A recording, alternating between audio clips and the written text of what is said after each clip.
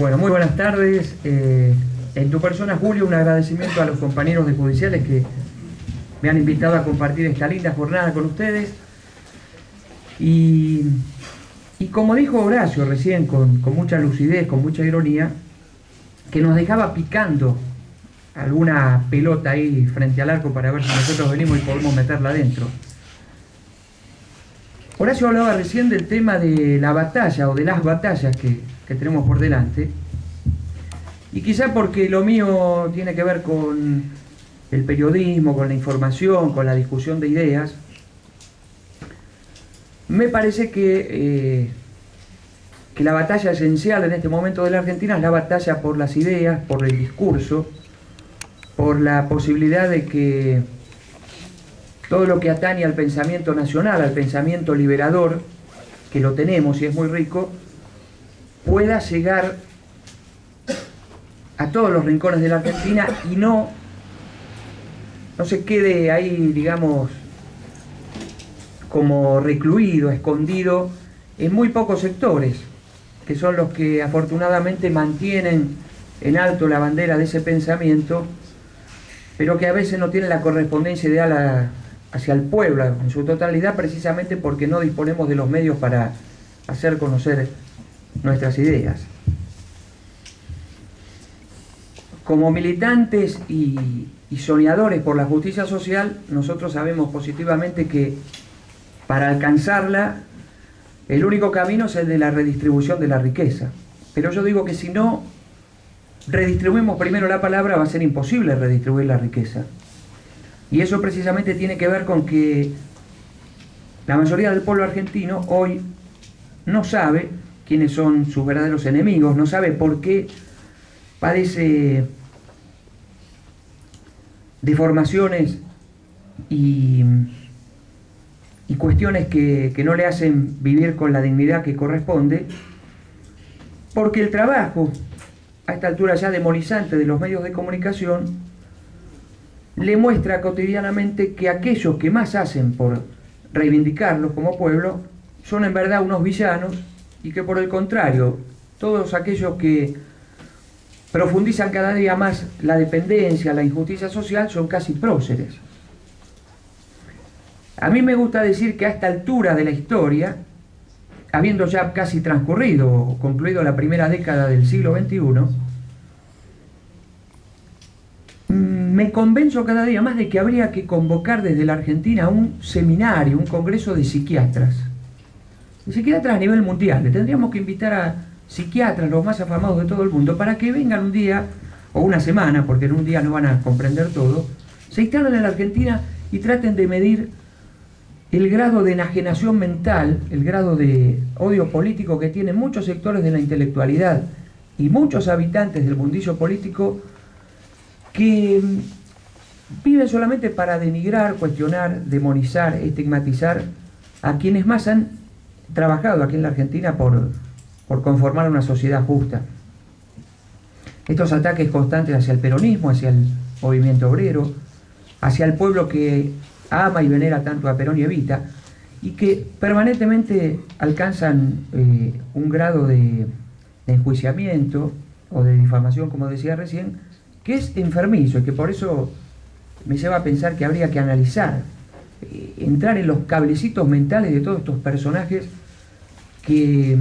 no tienen otra faceta discursiva que la de enjuiciarnos severamente. Hace muy poquitos meses atrás, con la cuestión de estas enfermedades, estos virus que aparecieron, apareció por ahí un profeta de estos nuevos profetas del odio, habría que decir, como alguna vez tituló Jauretche. Me refiero a Esteban Paicovich, que en el diario Perfil escribió que el peronismo en definitiva es como el dengue, y que la cepa más peligrosa es la cepa K, ¿no? Este odio hacia el gobierno que por retomar banderas históricas del peronismo empieza a cosechar el odio y el enfrentamiento de esos sectores. Inmediatamente me remití a lo que fue aquella famosa frase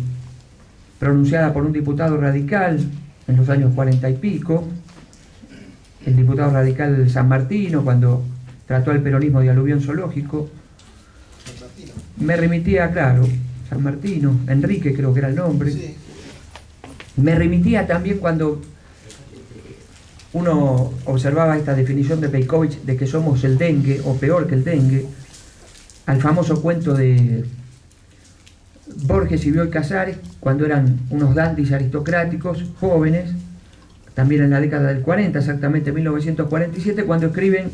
La fiesta del monstruo, que es un cuento apasionante por lo gorila, como decía hace un ratito Horacio, que es. Se trata de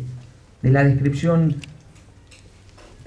de la jornada de 1 de mayo, en donde unos militantes, trabajadores que viven en la cercanía de Tolosa, allá cerca de La Plata,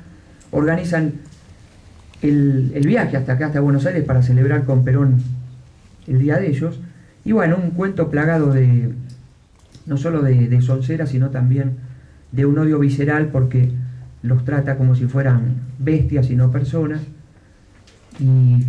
con un final del cuento tétrico, porque estos militantes, cuando llegan a Diagonal Sur, con lo que en aquel momento se llamaban las bañaderas, estacionan allí los micros, empiezan a caminar en dirección a la Plaza de Mayo, y cuando ven una persona, un joven, en dirección contraria, que tiene el aspecto, porque así lo describen Borges y Bioy Casares, de un joven judío, por una barbilla roja que tiene y demás,